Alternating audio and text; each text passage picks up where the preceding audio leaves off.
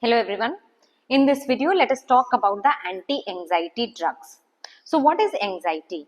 Anxiety is basically disproportionate concern or fear as opposed to the situation which is there.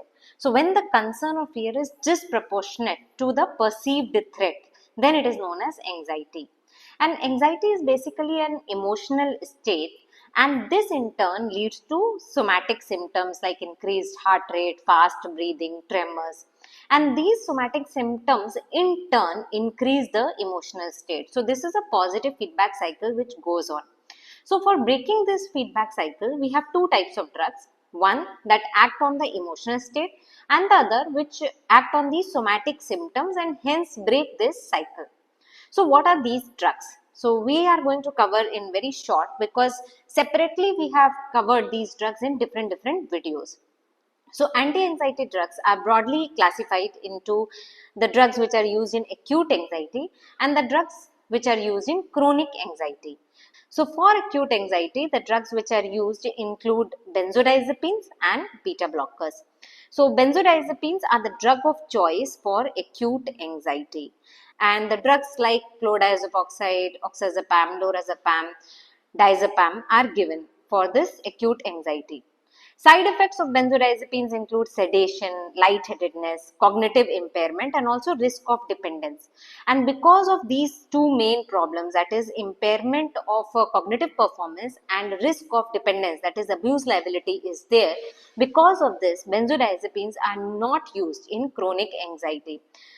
Second drugs which can be used in acute anxiety include beta blockers. These beta blockers basically block the sympathetic activity. So as I told before that in anxiety there are somatic symptoms, and in anxiety these symptoms occur because of overactivity of the sympathetic system. So beta blockers block this sympathetic overactivity, and the drugs which are used are propranolol or other non-selective beta blockers. And these are especially added in case of situational or performance anxiety. For example, there is exam pressures. So people with performance anxiety are given the beta blockers.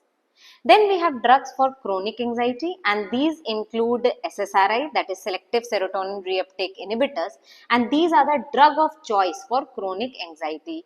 For example, that caused in generalized anxiety disorder, OCD, post-traumatic stress disorder or social anxiety. So for all of these, SSRIs are the drug of choice.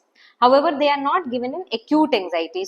So if there is a panic attack, then benzodiazepines are given, but for chronic anxiety, SSRIs are given.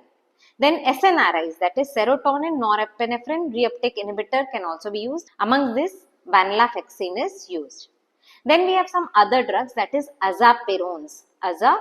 So these include Buspirone, Gepirone, Ispapirone, and these also, like SSRI, take approximately 2 to 3 weeks to start acting. Okay, so that is the reason that SSRIs and azapirones, they are not given in acute anxiety because they take time to act. Okay, so effect takes 2 to 3 weeks to develop, and they act basically by stimulating the 5-hydroxytryptamine 1A receptors. And if you remember from our previous videos, this is the autoreceptor, and this decreases the release of serotonin.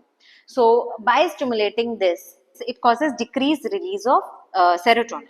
However, it also acts on the postsynaptic receptors for serotonin. So there is partial agonist. It is a partial agonist for postsynaptic 5-hydroxytryptamine receptors.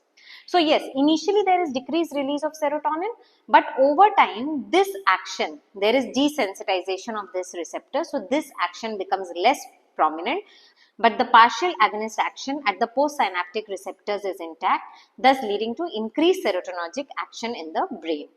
So that was about the anti-anxiety drugs. Very simple. For acute anxiety, we have benzodiazepines and beta blockers. For chronic anxiety, we have SSRIs, SNRIs and azapirones. Thanks for watching the video. If you liked it, do press the like button, do share the video with others, and don't forget to subscribe to the channel Physiology Open. Thank you.